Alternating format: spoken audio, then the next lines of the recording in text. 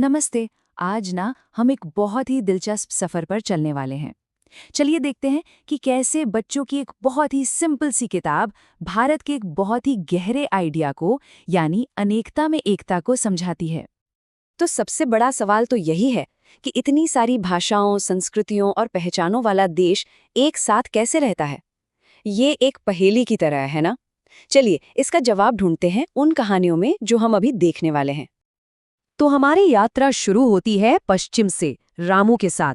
जरा सोचिए, गरबा की वो एनर्जी और गुजरात का वो रंग बिरंगा कल्चर। अब यहाँ से सीधे चलते हैं दक्षिण की तरफ मीनाक्षी से मिलने, जहाँ पोंगल का त्योहार जिंदगी का एक बड़ा जश्न है।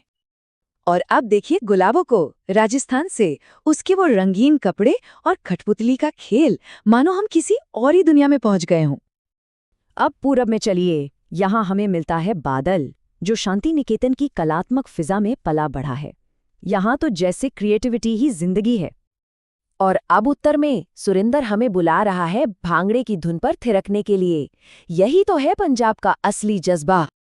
वाह, ये कितना कमाल का है।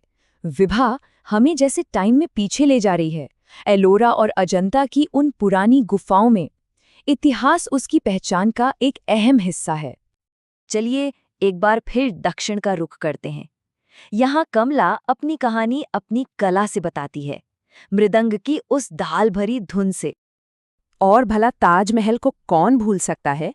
नीरजा के लिए ये सिर्फ एक इमारत नहीं है, ये तो उसके घर का, उसकी दुनिया का हिस्सा है। चलिए अब एक लंबी छलांग लगाते हैं नॉर्थ ईस्ट की तरफ। यहाँ नोंगलिक हमें मणिपुरी भाषा की खूबसूरती से मिलाती है। भारती की कहानी तो देखिए, कितनी प्यारी है। वो हमें दिखाती है कि कैसे दोस्ती भारत के दो अलग अलग कोनों को, आंध्र प्रदेश और कश्मीर को, एक साथ जोड़ सकती है। यहाँ तो कला पूरे परिवार की बात है। ओडिशा की ये दोनों बहनें अपनी दीवारों और फर्श को सजाकर अपने कल्चर को जिंदा रखती हैं। और आखिर में हम मिलते हैं 19 से। उसके लिए उसकी पहचान जुड़ी है कुदरत से, केरल के उस मशहूर नारियल के पेड़ से।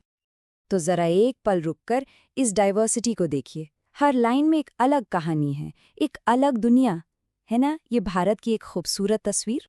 सोचिए, गुजरात से लेकर मणिपुर तक इतनी सारी जगहें, तमिल से लेकर पंजाबी तक इतनी सारी भाषाएं, और हर बच्चे की अपनी एक अलग दुनिया, इतनी सारी कहानियां।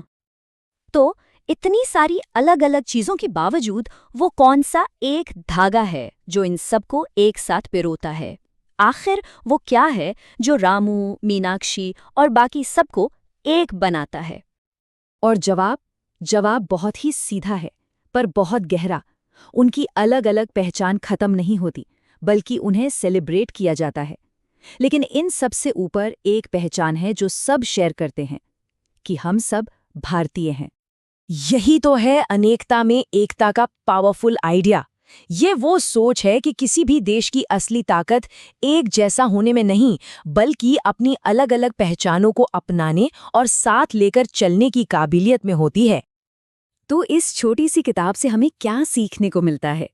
पहली बात कि हमारी पहचान की कई लेयर्स होती हैं। दूसरी कि डाइवर्सिटी कोई प्रॉब्लम नहीं, बल्कि एक जश्न है। और तीसरी कि कभी-कभी सबसे बड़ी बातें सबसे आसान शब्दों में ही समझाई जा सकती हैं। और ये हमें एक आखिरी सवाल पर लाकर छोड़ देता है कि कैसे सबसे आसान शब्द सबसे गहरे विचार सिखा सकते हैं। ये हमें सोचने पर मजबूर करता है कि हम अपनी जिंदगी में भी कैसे आसान शब्दों की ताकत का इस्तेमाल कर सकते हैं, मुश्किल बातें समझाने के लिए और लोगों को एक साथ लाने के लिए।